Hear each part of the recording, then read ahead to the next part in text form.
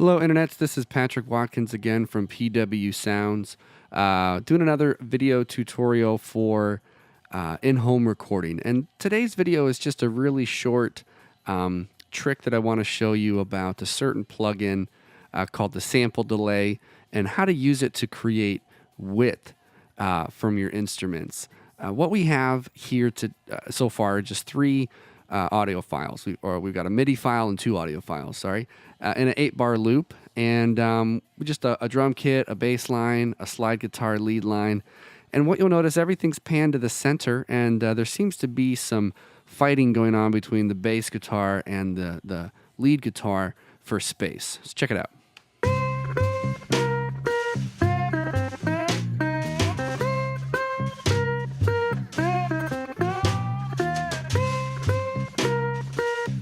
Now that doesn't sound bad, but I want to get a little bit creative and try to widen the mix a little bit. But I don't have any other audio files. You know, what can we do when we have limited means? We don't have an actual double or second take that the guitar player did. Well, we can kind of try to fake it with a couple of different methods. And the one I'm showing you today, again, involves the sample delay. First, to do it, we got to create a duplicate track. So we'll go ahead and do that. And I'm going to then drag this audio file. I'm going to copy it onto this duplicate track. Sorry, I actually didn't copy there. It just moved. There we go. So we have the same performance twice. And I'm going to pan one to the left all the way, and we're going to pan one to the right.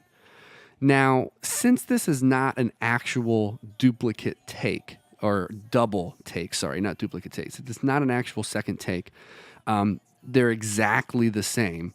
That means the phase relationships are exactly the same. And when you start panning things all the way to the left and all the way to the right, and they're exactly the same, the way our ear picks it up is dead center, and you'll see what I mean.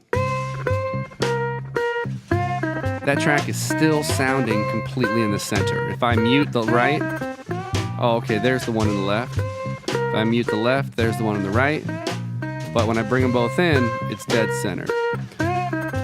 And we don't want that. I'm trying to create space. I want to make it feel as though the guitar parts are to the far side of the speakers, all the way to the left and all the way to the right. One way to do that, when I'm using the exact same performance, you know, on both tracks, is to put a sample delay.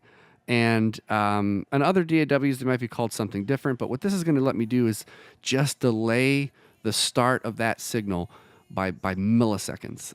There's not going to be, it's not like a stereo delay or a tape delay where you're trying to do something artistic with repeats and you're having a wet dry signal and all of that. All this is simply doing is not letting that part come through for a couple of milliseconds. And notice to what it sounds like in your ears, especially if you have headphones on, as I start to increase this sample delay while it plays.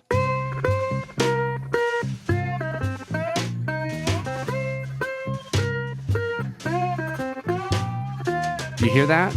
All of a sudden, it seems wider. It seems like I can hear in both the left speaker and the right speaker that guitar. What it's actually doing is ping-ponging the signal back and forth. It's creating like a little bit of a slapback that's really fast. And so our ears are able to hear it on both sides. It's kind of faking us out a little bit and disrupting that perfect phase relationship that they had. Now, I don't know all of the science that's behind this. Again, I'm not a professional, but I do know that this works, and it's a nice trick when you're limited on audio. When you don't have the guitar player there to double the track, you want to go, hey, let's do this twice so we can get that doubling feel, and pan one to the left, one to the right. This is a way to do it when you don't have that, and you can even get a little bit drastic with it if we play this and keep going with the amount of sample delay. Then we do start to kind of get like a slapback feel or like a really hard reverb room feel. Now let me take this out for you so you can hear it. Just how dramatic of a difference that is. That's without the sample delay, with the sample delay.